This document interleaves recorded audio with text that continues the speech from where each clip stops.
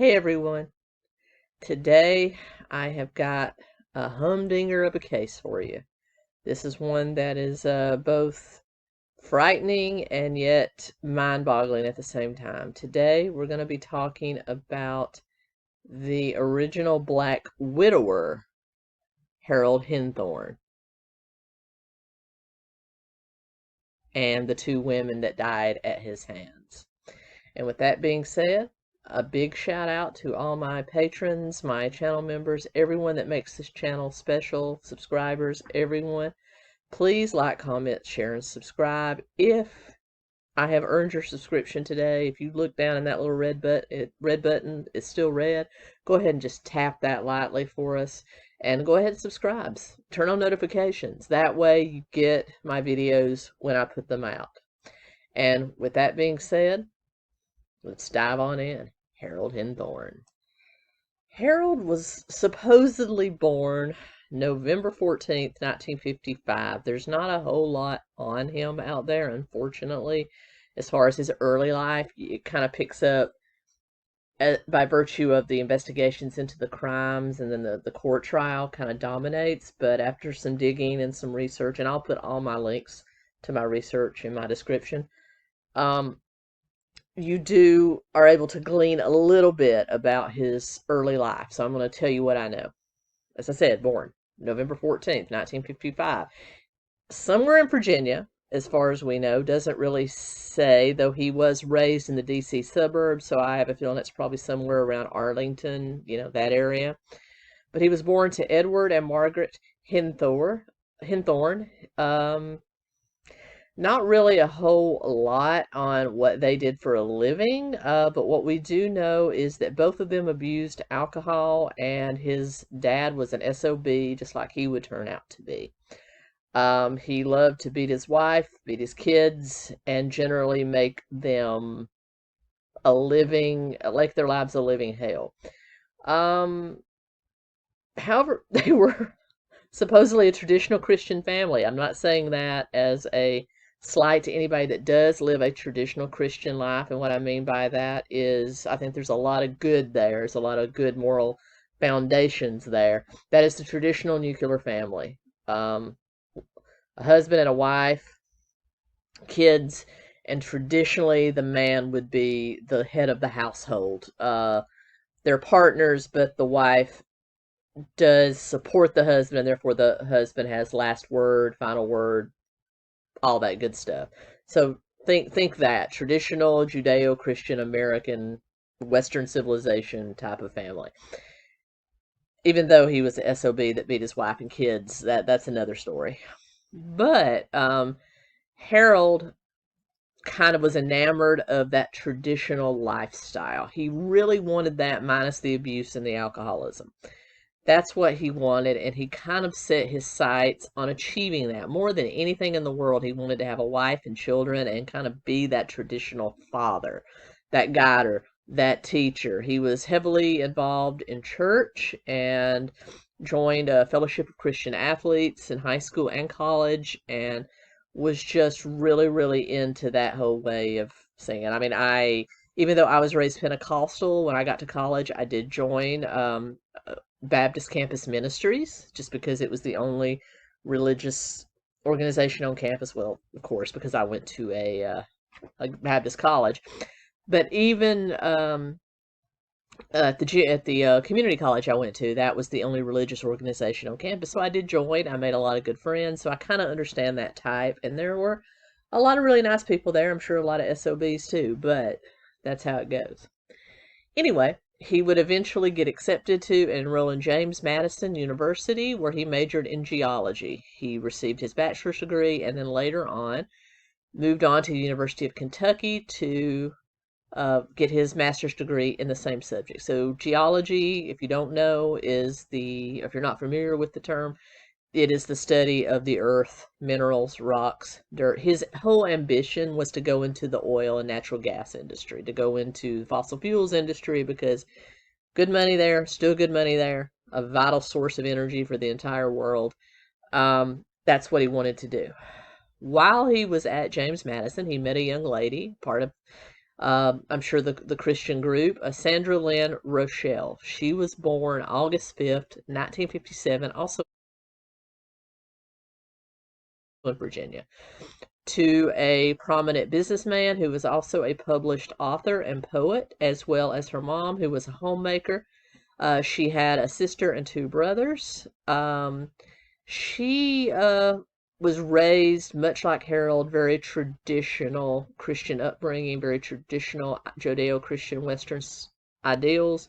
Her father was definitely head of the household, but she dove into ministry. She wanted to make ministry her life. Unlike Harold, wanted the traditional family and just a job to support a family, she wanted to make ministry her life. So she was there at James Madison, majoring in social work.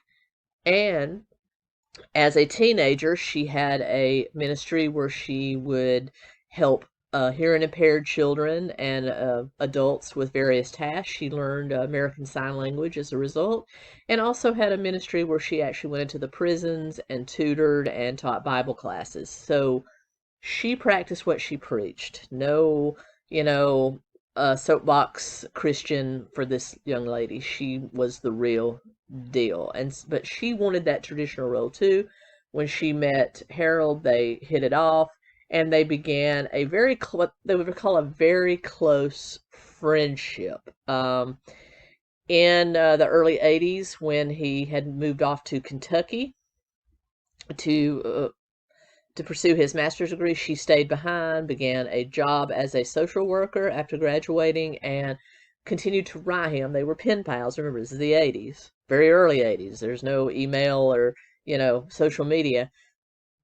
They wrote letters. Their friendship grew into a long-distance romance, and eventually they married in September of 1982.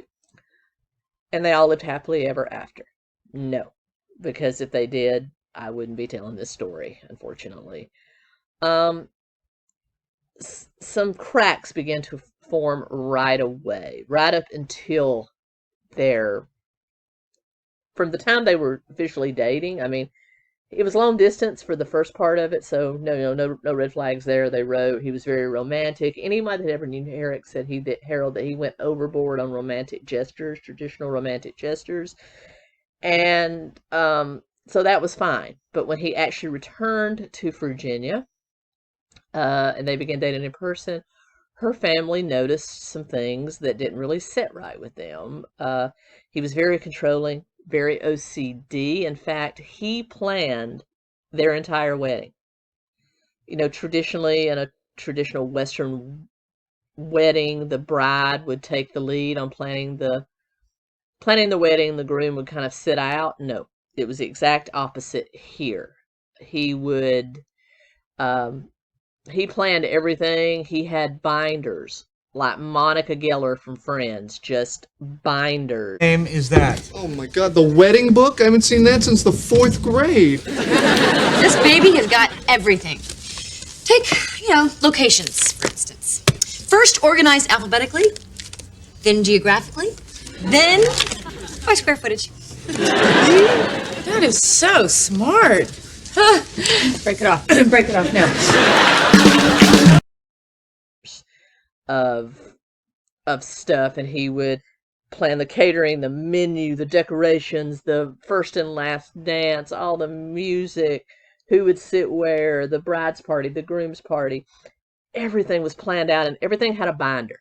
Literally, everything had a binder, so it was very OCD. And he would plan it and then hand everything over to Lynn. She preferred to go by Lynn. To actually execute. So he planned it, gave it to her. She set it in motion, made the payment, did the logistics. So she was the thing that actually moved the wedding forward, but he planned it all. So just obsessive, right down to who did what. They ended up getting married. As I said, the family was a little skeptical about that, but, Lynn seemed happy, so they were happy. After their wedding, they moved to Colorado because, as I had said before, Harold wanted to go into the fossil fuels industry, and there's a lot more demand for geology and things like that out west or up in Alaska, and they certainly weren't going to go to Alaska. So they moved to Colorado, where he went to work for Chevron Oil as a geologist, and he made her wait 10 years before they could have a child. She wanted to start a family immediately, and he said, no, we need to save money so that we can give a child a proper start in life. We need to wait at least 10 years. Remember, she's about 22, 23 at this time. He's, 25, 26. They needed to save money plan, which I see some legitimacy behind that, but that's kind of counter to what he had told her. I mean, they pretty much were of the opinion they were going to start a family immediately. No, 10 years. 10 years waiting period. Again, Monica, that plan. And so he said, you need to go to work full-time too, but she wanted to be a homemaker, with a part-time ministry on the side, part-time social work on the side. So she ended up going to work for the local Health and Human Resources department as a social worker. And as you've probably guessed, Harold's controlling ways spanned far beyond weddings, binders, and a 10-year plan for having a child. He wanted to control everything about both his and his wife's life, including things like phone calls. She was not allowed to talk to anyone on the phone unless he was present. In fact, her family, particularly her sister, started complaining that she would call in and say, hey, let's talk. And then Lynn would kind of be standoffish, and he goes, is Harold there? And then suddenly Harold would come on the phone, because it was on speakerphone, saying, yeah, hey, how are you? How are you, Grace? Sister's name was Grace. How are you, Grace? Yeah, we're just here. You can say anything to me, blah, blah, blah. So very controlling. They had a joint bank account. She was not allowed, not that that's unusual for a married couple to have a joint bank account, but, that can go either way. Either you have one, my wife and I have a joint account, but it's also okay to have your own separate accounts and then a joint account for mutual bills. No, it was all in one account, and he controlled it. Her paychecks from doing a social worker were deposited in there. His earnings from Chevron were deposited in there. And he controlled everything. So she had no idea. If she would have had to have paid the rent or bills, she wouldn't have known how, because he kept all that information from her. That's just very controlling. And I know the majority of my audience is out there going, it's a pattern, it's a pattern. Absolutely, it is a pattern. Okay. He did get fired from Chevron, and then ended up working for a precious metals company doing the same kind of geological research for diamond industry as well as gold and silver. And that tended to be his income as far as we know at this time. Okay, so we're going to fast forward to the 90s. Lynn is diagnosed with non-malignant or benign tumors in her uterus. They were now ready to start having a baby. So for the last 3 years, by virtue of his 10-year plan, in 1992, they started trying to have a baby like that. But she couldn't get pregnant, and come to find out she had benign tumors in her uterus. Also, their income took a massive dip. Lynn wasn't really sure why. And Harold ended up taking out, they had since bought a house, he ended up taking out a second mortgage. And strangely enough, he was arrested in the early 90s for shoplifting $40 worth of men's underwear from a local JCPenney's. I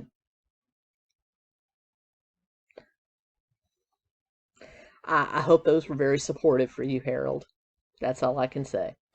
And he got even more controlling, and she couldn't understand why they now had a second mortgage, but he actually blamed her for a lot of it, saying that her medical bills from the treatment of her benign tumors were a lot of it, and the health insurance didn't cover it, and he needed more money. But what he actually did with that second mortgage is go buy a mountain cabin, a vacation cabin, for them, but unfortunately, Lynn never got to use it because on May 6, 1995, Lynn was the victim of a tragic accident.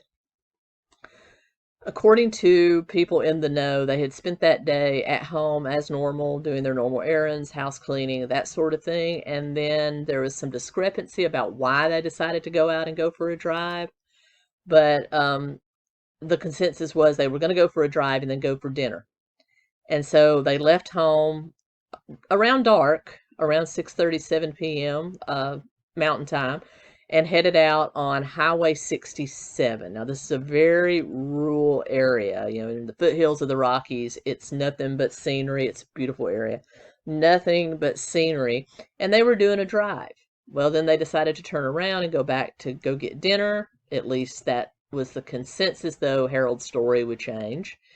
And he felt a soft tire. That is a tire that didn't have quite enough pressure in it, and felt that instead of driving on home or driving to a well-lit gas station or something like that to change it, he would just pull off on a rural area with a gravel outlay there and change that tire in the dark at the foothills of the Rocky Mountains.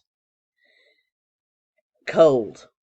They're going to dinner and it's just soft. Now,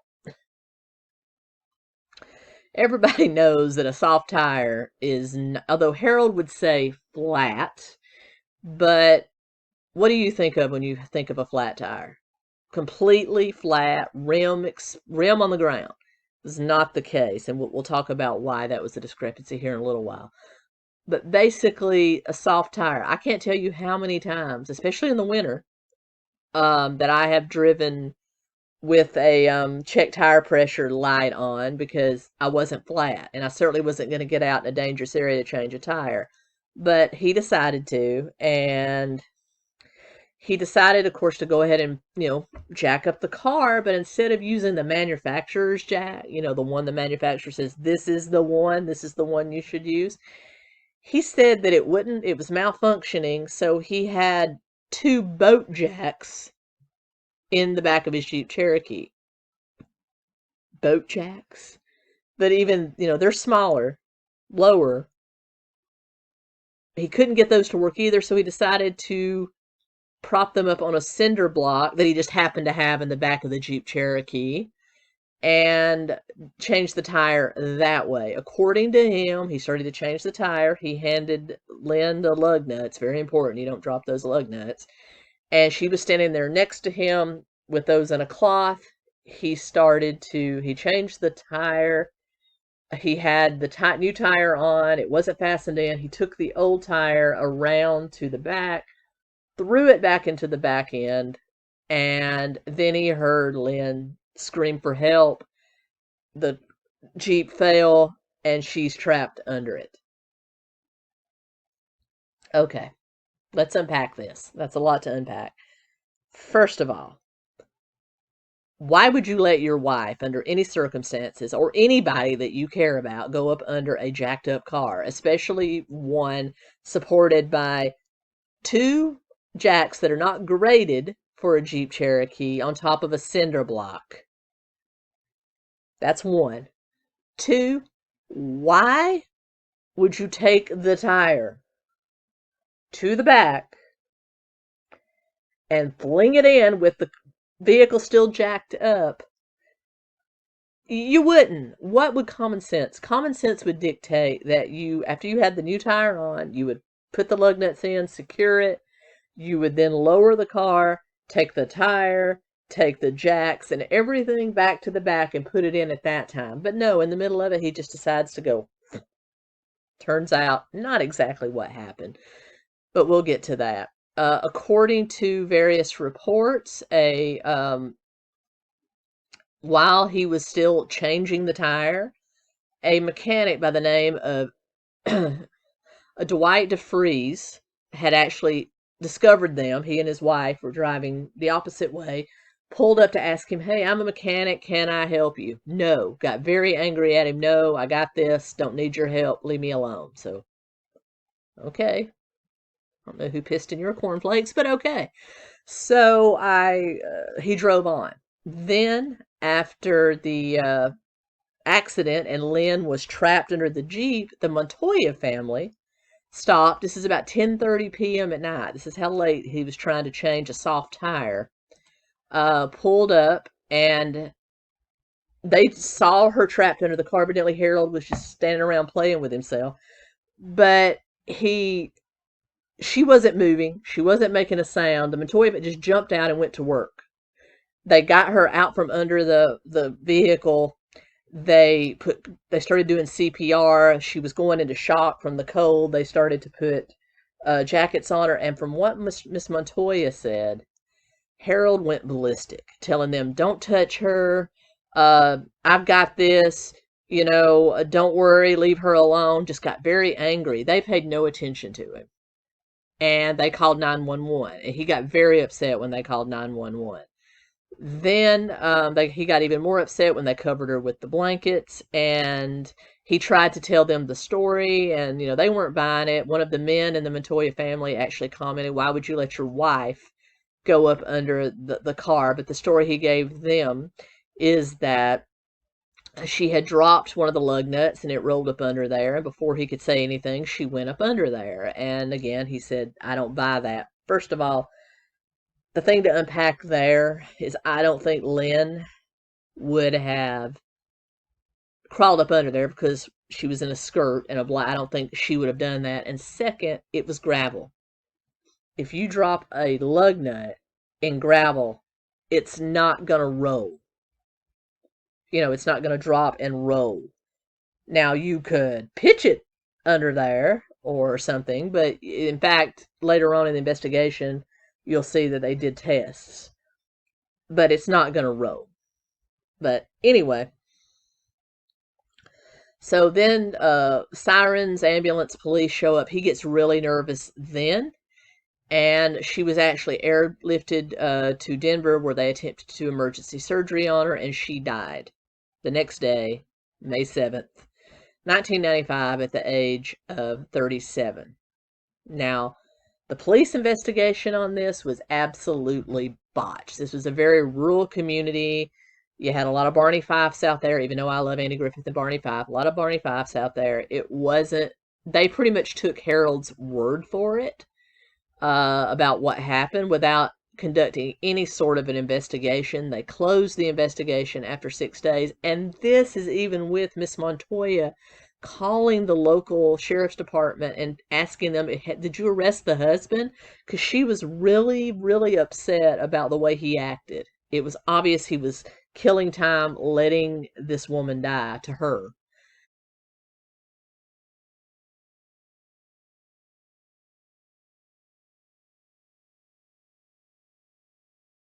And they just dismissed all that, closed the investigation after 6 days. The coroner immediately marked it as accidental, and Harold was able to collect about $600,000 in life insurance. One of the policies was a double indemnity policy that would pay double if, she died by accident. Convenient, huh? So he immediately contacted her family and told her what had happened. He did use email because we're in the 90s. Email is a thing now. AOL's around. And emailed her family, called her family, texted her families with grandiose announcements of what had happened. "My bride is dead." He was always a drama queen. Always a drama queen. And he immediately seized over the control of her memorial service, her funeral, had her cremated, even though they didn't want her cremated. They wanted her returned to Virginia to be buried. Cremated her like right away. But they supported him. They loved their son-in-law. They did not suspect in a million years that he had killed her. So yeah. They were very close, and he got very close with her sister, Grace, who was going through some marital problems on her own. This will come out later, but there was a period of time where he was trying to get ingratiate himself into the sister's life. She was married to a man named Kevin that was abusive. It was a bad situation, and basically Harold put his Monica Geller skills and built, again, binders on her husband Kevin, trying to persuade her to get a divorce, and this would become a greater factor later on, so I'll save the rest of that story for then. But he tried to put the nom-noms on her sister. Didn't work out. So he started dating again within months. He dated 2 different women. Both of them broke up with him after extreme emotional instances where he threatened them, put his hands on them. One of them, he almost got arrested because he went to her apartment at 3 a.m. screaming, banging on the woman's door. Harold's a little unstable. Let's just put it that way. And then he met, just a few months later, he met a young lady. Well, he went on christianmatchmaker.com, not Christian Mingle, Christian Matchmaker. I'm not even sure if it's still around, but it was a Christian dating site. He scraped it, pulled a profile log of all these different women and basically sorted them for their career and possible finances. Red flag much? And one of the final lucky 3 was a young woman by the name of Toni Bertollet.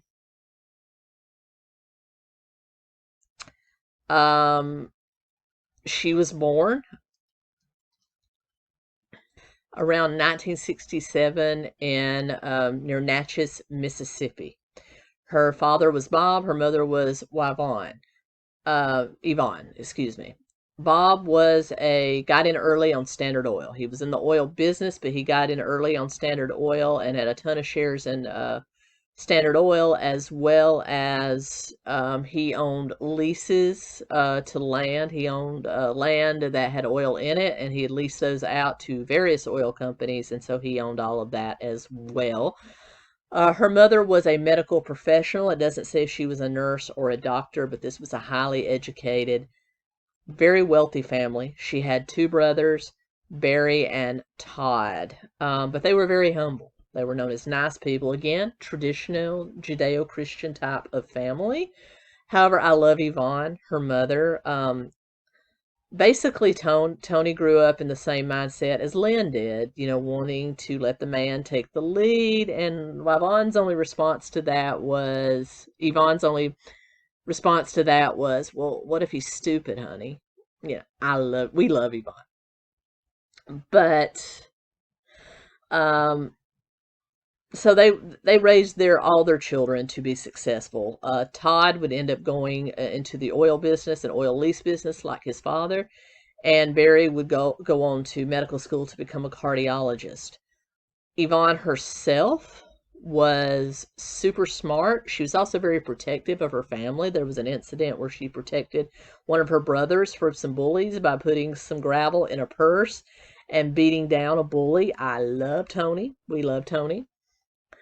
And she eventually went on to graduate magna cum laude from the University of Mississippi School of Medicine in 1988, much like her brother, and became a ophthalmologist, and also did a fellowship in eye surgery and became a very prominent eye surgeon in the Mississippi area.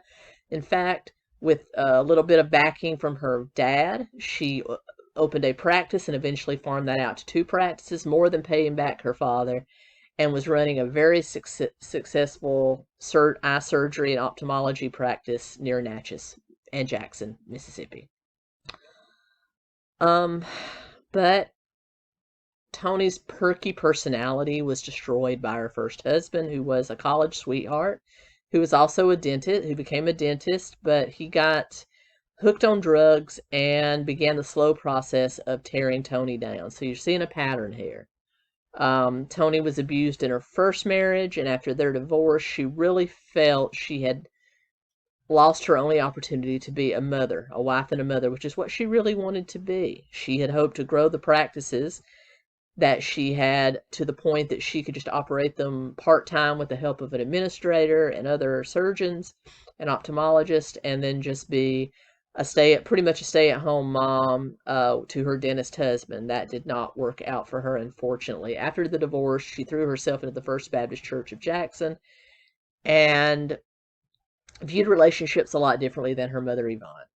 But then 1996, 1997ish, she also went on Christian Mingle, opened up a profile, and that's where she met Harold.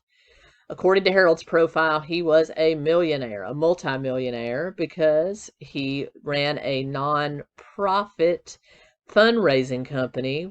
He was a certified non-profit executive, which helped nonprofits like churches, private schools, what have you, raise money. He took a portion of the money he raised, and that's how he made his money. He worked mainly from home with a lot of travel, though according to his profile, the mainstay of his business was in the Denver, Colorado area. So he started corresponding with Toni, finally met her in person, and after just a few weeks of dating, they became engaged.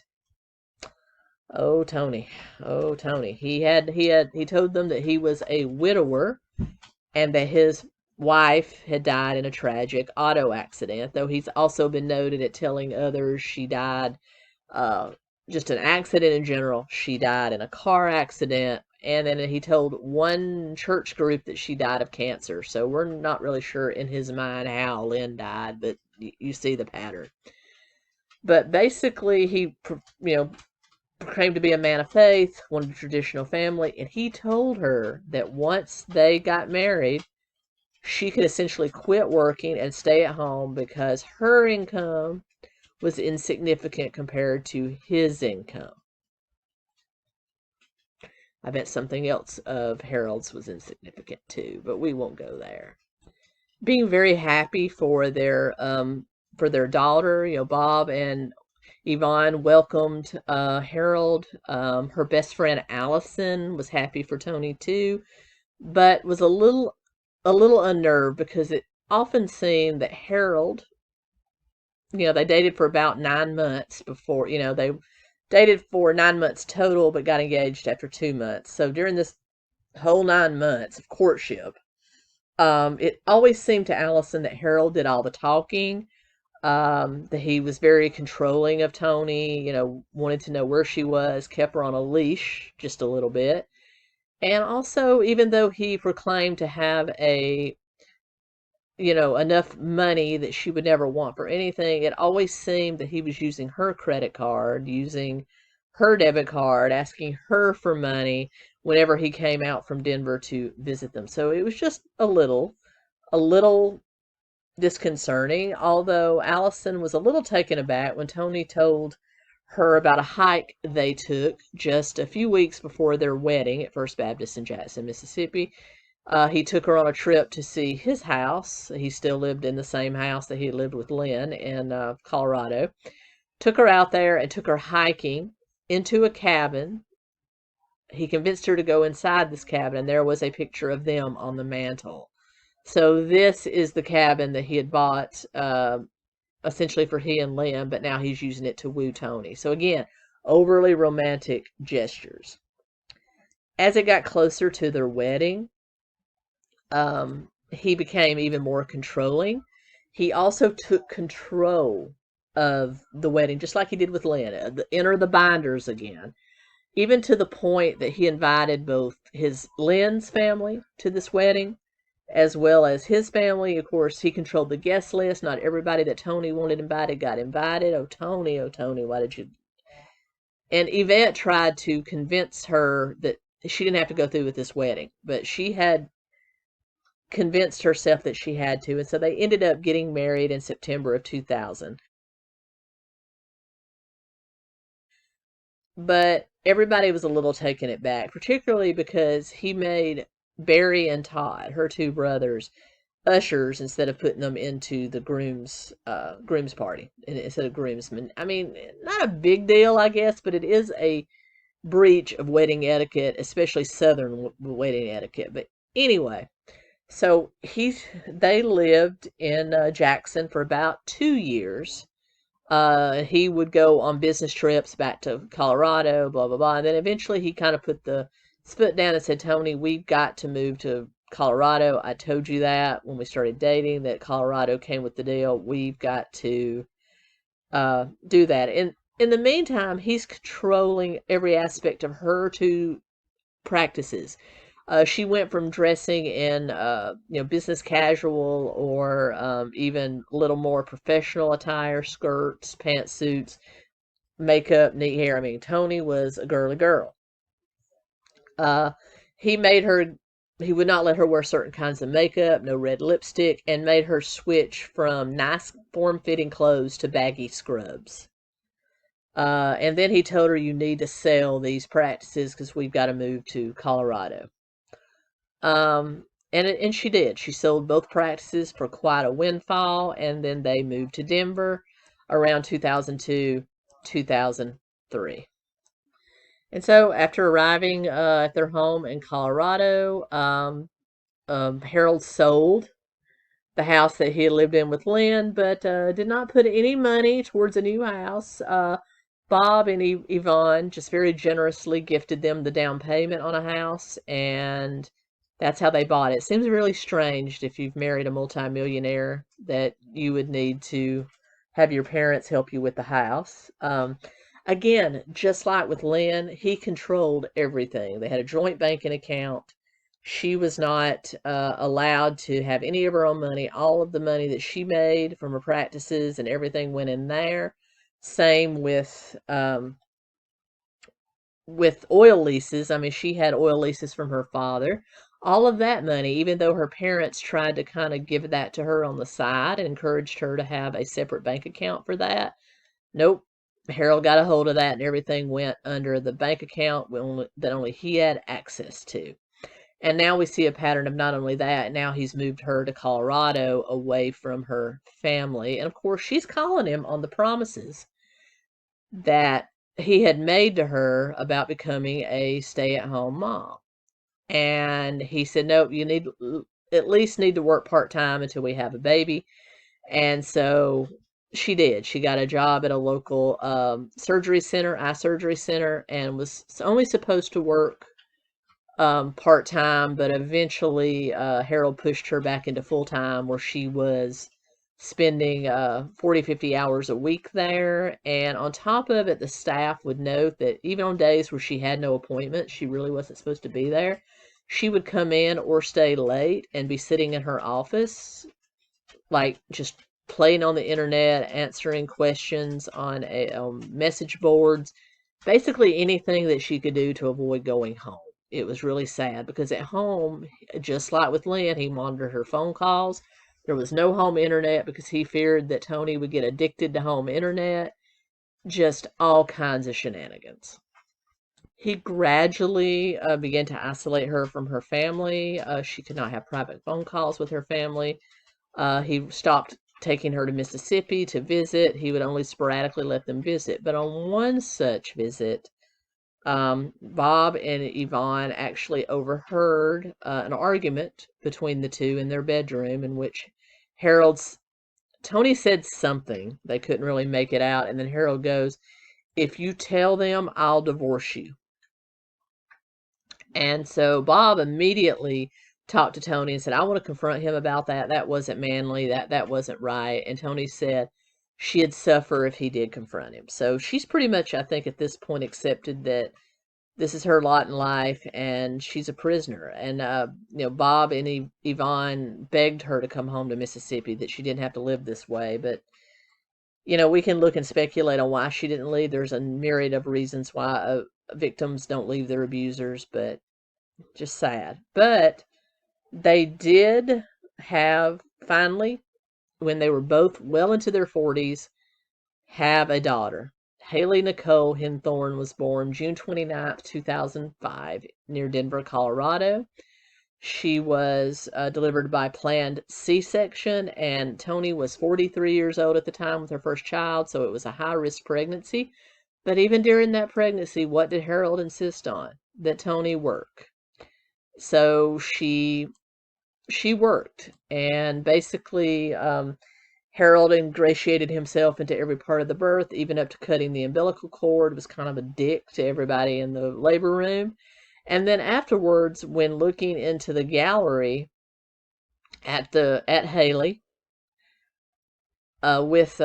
with Bob and Yvonne, Yvonne just made the joke when she saw Haley reach up and grab a doctor's stethoscope that was examining her, said, "Oh, look, she's going to be another doctor, just like her mom and just like her uncle." And they said that Harold cut a look at them and said, "No, she will absolutely not be a doctor."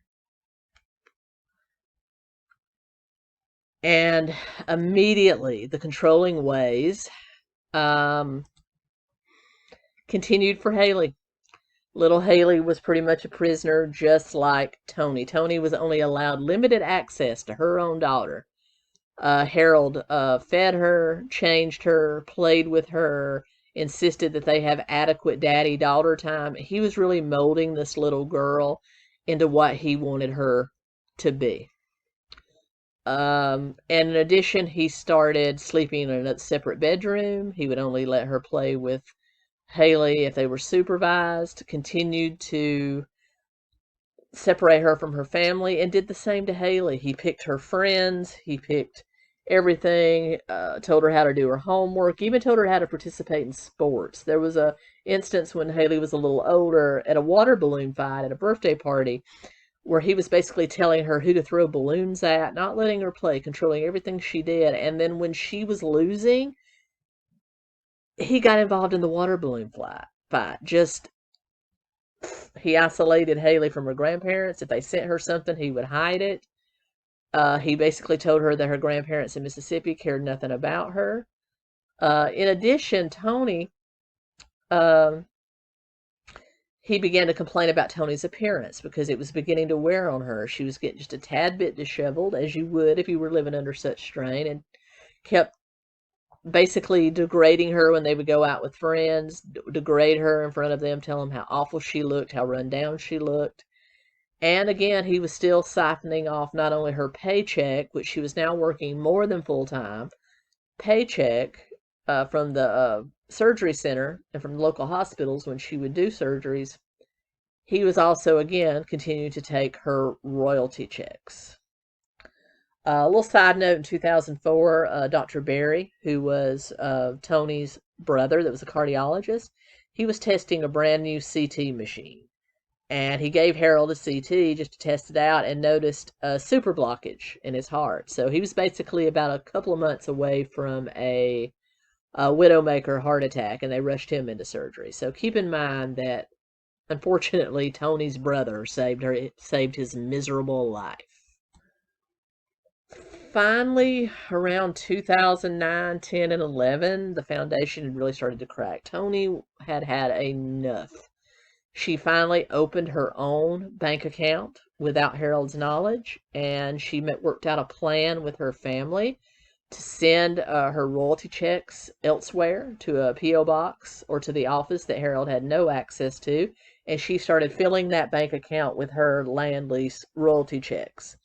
She also got a cell phone that Harold knew nothing about and started doing some things for herself.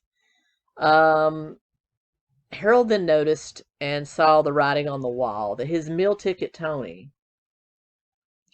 because Harold, in truth, had not worked in 20 years. He was fired from the precious metals company and had basically lived off the life insurance he got from his first wife until he met Toni and was now living off of Toni. There was no business. There was nothing. All those business trips that he was taking, it later came out in investigations that he was actually just going to coffee shops and cafes or hotels and just hanging out, surfing the web, watching TV, doing whatever he did to make it appear that he had gone on business trips. So there was no business. Toni was supporting him and his lavish lifestyle and allowing him to raise their daughter. And she had had enough. So he saw the writing on the wall, and we think that this is what led to her tragic accident. But Toni had 2 accidents, not just one, like Lynn. In the fall, they went to that cabin for a weekend, and Harold decided he wanted to do some work on the deck at 9:30 at night. And so he went out to do that. In the meantime, he called Toni out to ask her to hold a ladder for him. She came out, and when she stepped out on the deck, she noticed a broken light bulb, a piece of broken light bulb on the deck, and she reached down to get it. When she reached down to get it, she bent over, and a huge beam from the roof fell and hit her neck. She had vertebrae damage. She was numb in her hands. Now, she's a surgeon. She had to go through extensive therapy. She was also addled, had no idea what happened until she woke up being loaded into an ambulance. And basically, the paramedics told her that her husband said that she came out on the deck and was hit by a falling beam. There was no police investigation on that because the medics didn't see any reason for it, but she did require surgery and therapy. He never told her parents about it. When she did tell her parents about it, she played it off like it was no big deal, but Yvonne knew what was up, and she begged him to leave, said, "You don't want to be alone with him. That wasn't an accident." And she said Toni just weakly smiled. Toni knows. Toni's planning her escape. That's pretty obvious, and that's, I think, the reason that when Harold found out about these things, that he knew that his meal ticket was ending. Early 2012, Harold began taking frequent trips to the Rocky Mountain National Forest. It's disputed, but he took anywhere between 6 and 9 trips, basically scouting out different hiking trails. And this would be later proven by cell phone records, which we'll get into. So he started kind of scouting those out for a purpose, and according to friends, including a friend that had lived with them for a couple of years, he was scouting out to take Toni on a surprise weekend getaway to celebrate their anniversary. On September 13th, 2012, he called the office manager at the surgery center where Toni worked and asked her to clear her schedule on Friday, the 28th, to make it look like she had a bunch of appointments and patients, but not to really have them, just be fake patients. Along the same time, he was having conversations with her best friend Allison back in Mississippi, telling her that he wanted Toni to quit her job because she really wasn't making any money, and and Allison didn't really understand. Said that, well, she's a surgeon, she makes good money. What do you mean? So basically, the whole plan was that Toni was going to walk in on the 28th and to see a patient, and it was going to be Harold. And there were some people some of the employees recorded the altercation or the meeting on their cell phone. But I'm going to put a clip of that here. The quality's not great because these are older cell phones. We haven't got to smartphone technology yet, really. So we're still dealing with a lot of flip phones and early model smartphones. So it's not the best, but you can clearly see that Toni's kind of like, I really don't want to go anywhere with this guy. It's just very, very awkward. There she is. She seems totally surprised. She does. Shocked. But they left immediately. He already packed for her, so yeah, whatever. So he took her to the Stanley Hotel, and if you know where that is, it is near the Rocky Mountain National Forest. It is the setting for it's the basis for Stephen King's The Shining. The real Shining was shot at another hotel in Oregon, but this is the basis for it. So it's a very famous hotel, a luxury hotel. They got a room there. They had a nice evening, I suppose. And then Saturday, they had dinner reservations at a local steakhouse around 7 p.m., but during the day, they packed a picnic lunch. And according to sources, were intending to go to the 𝗶𝗲𝘁'𝘀 mountain trail to hike, which is actually a paved trail with little elevation, but instead, Harold insisted they go to the Deer Mountain Trail, which is a much higher elevation. We're talking, several thousand feet and unpaved, very rocky. Now, Toni had just had knee surgery, in 2010, 2011. And in addition, he took her off trail. He insisted they go off the main hiking trail into the woods and have a picnic, which they did. And then he wanted to take her down to an even more remote area to be intimate in wilderness. Okay, Harold. And so, according to reports, well, let's just put it this way. Harold called 911 at approximately 5:55 p.m. Mountain Standard Time and told the 911 dispatcher that his wife had fallen from a cliff while trying to take a picture of wild turkeys or deer.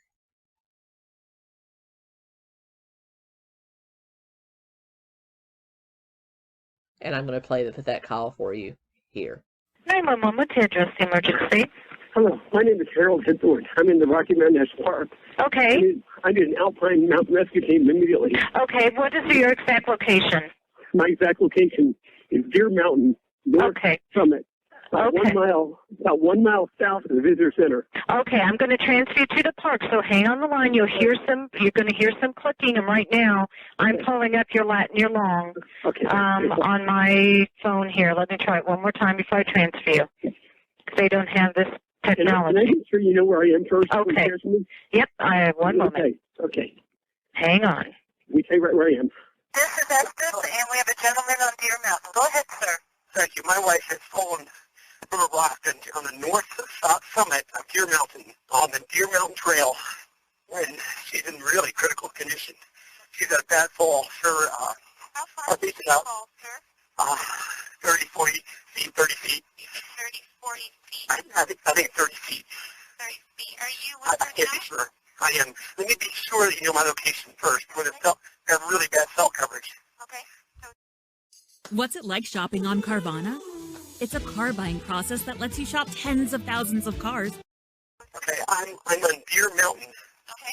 Near the summit, not the normal, regular northern summit, on the southern outcrop. And tell me some things about the patient. She is a white female, 50 years old, great health. She has respiration approximately 5 to 8 beats a minute. Her pulse is about between 60 and 80 beats a minute. Head injury. Concussion. Okay. Any other injuries? Being internal, Is she conscious and breathing? No, she's not. She has not been conscious. She is breathing. Between 5 and 8 beats a minute now. Here's the thing. I will pay any and all expenses for a helicopter. I don't care if it's private. I don't care if it's commercial. It wouldn't matter if it's medevac. I'll pay any and all expenses right now. Okay. Have you drop a paramedic down here? I understand that, sir. It's really on the safety of everybody involved, so that would really be up to the ranger in charge. Weather's good. There's no wind whatsoever right now. Weather is excellent. Visibility is at least 5 to 8 miles. There's definitely, I'm not a paramedic, but I'm doing all I can do. You could safely drop a paramedic from a 10-foot rope. Easily do that. I understand that, sir, but they definitely need to probably get someone on scene. They do have hasty teams, and those are the teams that are going to run up there as fast as possible and get to your location. They're asking you to put as many bright items out as possible to see if they can't see you, if they can blast you. Okay, let me see if I can hear something. Okay, are you back with your wife now? I'm right here. Yeah, I'm right with her. Okay, how is she doing? Her respiration is weaker. Her respiration is weaker? Yeah, 5 beats a minute. 5 beats a minute? Yeah. Okay, do you know how to perform CPR? I do. Okay, and more about this fall, sir. Was it like a sliding fall, or did she fall, directly? I didn't see exactly. I was messing with one camera. She was messing with the other one. But you didn't see her fall? I didn't actually see. I saw the motion, but I didn't. Okay. Okay, so I'm going to hang up with you. If you want to leave your phone on, if that makes you feel better, definitely do that. You can call us if anything changes with her. I will call you exactly 6:30. At exactly 6:30? Yeah, I'll call you exactly 6:30. Okay, and like I said, you can always call 911. According to the official report, Toni fell from this cliff at about 5 p.m. Mountain Standard Time. As I said, the 911 call didn't come in until 5:55, according to Harold. several stories, but according to Harold, she was attempting to take pictures of duck and geese, or take a picture of Harold. I mean, his story, like everything else, changed. And he was looking down at a cell phone, a text from the babysitter saying Haley had won her soccer game. And then in a blur, he kind of saw his wife fall.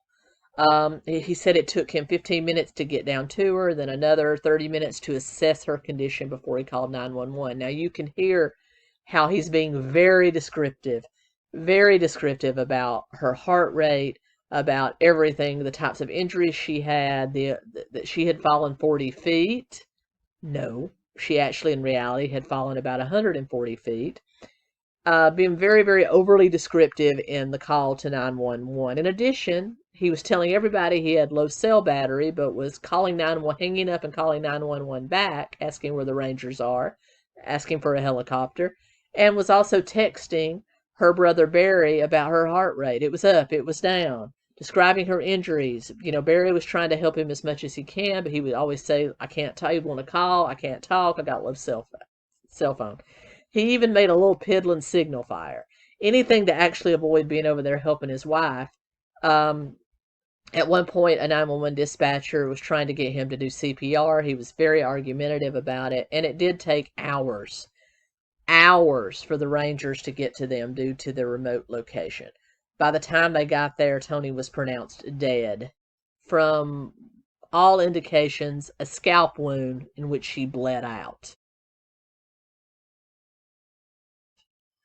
I mean, it didn't take a genius to see that she bled to death. And that would be what the official autopsy would reveal as well. And then he told one of the Rangers, whose name was Mark, his story. Mark saw some trouble with it right away. First of all, why are you out here? This is not a dedicated hiking trail. You shouldn't be out here. Second of all, there are no wild turkeys at this elevation. He goes, well, it was probably just the deer. Okay. In addition, he noticed that her wedding ring, the ring was still on Toni's finger, and her hand was not like severely damaged as if it had hit a lot of stuff. It was a little swollen, but it didn't look battered up or anything like that. But the ring was still intact, but a diamond that Harold bragged was worth $30,000 was missing. And they actually did a thorough search of the area, never found that ring.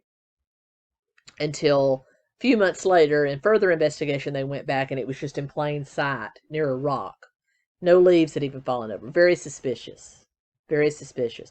In addition, the camera that supposedly she was using to photograph these high altitude turkeys was not damaged either. It was not severely damaged as if you would consider it in a fall. So that led them to believe that she hadn't had the camera, and perhaps the camera was brought down there and damaged later. So the ranger said that a couple of them would stay with her body to protect it from, wild animals and whatnot, and that he should hike out with Mark. At first he didn't want to, but Mark insisted, and so they marched back.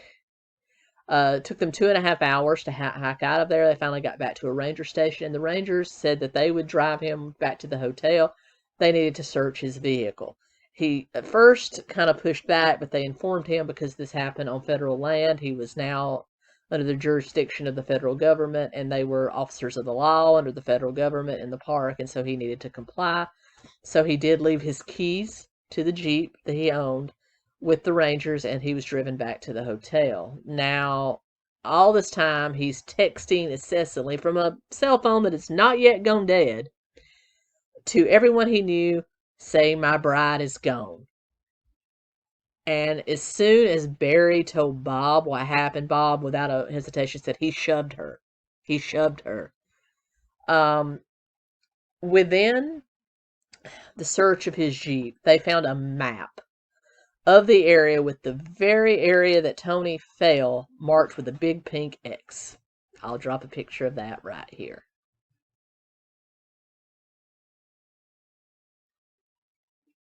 The autopsy was later to reveal that the 50-year-old Toni had suffered 12 broken ribs, a laceration to her liver, and was pretty much scalped, like in a Western movie, scalped. And that is pretty much what caused her death, was the blood loss from that scalp, together with shock and everything else, where she had fallen approximately 130 to 140 feet, unlike the 30 or 40 feet that Harold was saying on the 911 call. Just like with Lynn, Harold wanted to cremate her immediately, which he did. He controlled her entire memorial service, would not let Haley have even a memorial program from the service. He told everybody that Toni was clumsy and she caused her own death. Just an asshole. And at the memorial service, he was actually more upset that they were questioning his integrity about the map, and that the coroner had not yet ruled her death an accident. Like in Lynn's case, it was undetermined pending investigation with homicide not ruled out. So he's more upset about himself than Toni. So the investigation is ongoing by both the park rangers and the FBI, because, as I said, federal land, FBI is now involved. They found various issues. First of all, the camera with being intact, the diamond missing, and then later mysteriously turning up months later without even an inkling of any time or decay or weather damage on it. The time it took him to call 911, the detailed, instructions and everything and details he was giving to the 911 operator, all the random texts, a cell phone that had still not gone dead, even after he kept claiming to everyone he had a low cell phone battery. The fact that Toni had had knee surgery and was not an experienced hiker. Why would she go out there? And then most importantly, the map with the murder scene highlighted on it. They eventually got a warrant to question and search Harold's house. When they got there, they found him in his basement home office with a slideshow complete with a romantic soundtrack of him and Toni. When questioned, he finally admitted he had scouted out the area and thought it would be just fine. That he knew the area, didn't think it would be much of a thing. They were originally going to go to the more beginners trail, but changed their mind to avoid the crowds and to see a better view. Meanwhile, Toni's family, the whole family, including her best friend Allison, is feeding FBI and information, all the background on Harold and Toni's relationship, all the major hits we've already talked about, and saying that on the record, while they believed Harold, they didn't believe Harold. So they didn't want to make Harold suspicious because he kept their granddaughter and niece away from them before. What would he do in this regard? So they were trying to be supportive yet not. They eventually were put in contact not only with Mark from the Park Ranger Service, but with 𝗵𝗲𝘁'𝘀, who was an ISBA agent for the Federal Park Service. Now, this is like a detective for crimes that happened in parks. And she dug in and started finding all the deets on Mr. Henthorn. And she investigated not only Toni's accident, but she dug in and found out what actually happened to Lynn, and she dug into that too. And she was the one that figured out how truly flawed that investigation was. And here is just a sampling of the bullshit that she found. Harold said it was just a random spot, then later recanted his statement and said that he had scouted it out after they brought up to him that his cell phone was pinging from that area on 9 different occasions. Toni had knee issues and was not a pro hiker. The hike that they did was recreated by rangers, and they actually said it was very difficult for them. His calmness on the 911 call and his overly detailed description of the head injury as a concussion when it was obviously a gash in the head was suspicious. The fact that she fell approximately 3 times the distance that Harold said she fell, and Harold was obviously not doing any CPR, even though he was letting them believe that he was, because he was not winded on the call. He was not winded or tired at all when the Rangers got there, And and Toni's lipstick was intact. If he had been doing CPR, you would expect her lipstick to be smeared and it to be on him in some way, shape, form, or fashion. Then anonymous tips about Lynn's death began to come in, and so she investigated that as well. She discovered the botched investigation, the issue with lug nuts not rolling. They did tests and determined that on that very area, you would have to toss it to get it to roll under the vehicle. The fact that he had refused assistance from a mechanic, the testimony and statement of the families, the Montoya family, that had attempted to help Toni, the changing of they had already eaten versus they were heading to dinner, Harold's strange behavior, and the fact that they did tests on the tires of that very model Jeep and found that Harold was saying it was flat, but upon digging into the record, it was found to have 15 pounds of pressure, which would have been more than enough to get them home or get them to a safe location. And the fact that he had cashed in $600,000 worth of life insurance very soon after. And the most telling thing is that even though he said he had thrown the tire in, and they did tests, they jacked a similar SUV up on boat jacks on a cinder block, and they stood back there and they started throwing tires in, slamming doors. They could not get it to drop. But what they had found was a partial footprint on the back bumper that the police just overlooked. Like I said, incredibly botched. And when they kicked the said SUV on that very spot, it dropped immediately.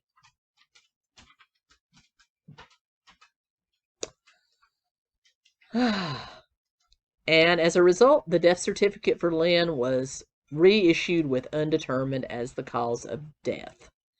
Meanwhile, FBI, in the search of Harold's house, found out that he had not worked in over 20 years, and that he had approximately 4 life insurance policies on Toni, totaling $4.7 million that he immediately tried to cash in.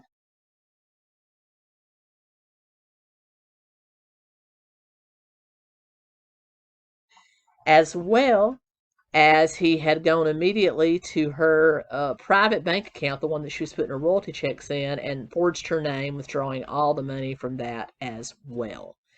Now, Lynn's sister Grace, remember Grace, did tell the FBI that she had grown really close to Harold, who was basically encouraging her to leave her SOB husband, and basically she did end up leaving him, but then Harold was still trying to ingratiate himself into. He was trying to convince her children to call him dad, was trying to separate them from their father, Kevin, and was just really becoming controlling. He even convinced her to take out a $400,000 life insurance policy with her children as beneficiary, and eventually Grace had enough shenanigans and told him to get lost. And she told him to cancel that policy. He didn't. He kept the policy. She found out later that he had forged her name and changed the beneficiary from her children to him. So he was essentially, and this is all 2004 to 2010. So, yeah. He was trying to set her up to be a victim too, I think. And then, of course, they found the cell phone records and were able to show how many times he scouted out the area. And then they talked to local restaurants and hotels and the places that he had gone for business trips, and discovered he was just sitting around there doing nothing. In fact, a staff in a Panera Bread, and I judge him for going to Panera Bread, but Panera Bread was saying that he was such a jerk, no one wanted to wait on him, and they would have run into the back when he came in. So Harold's just uber popular.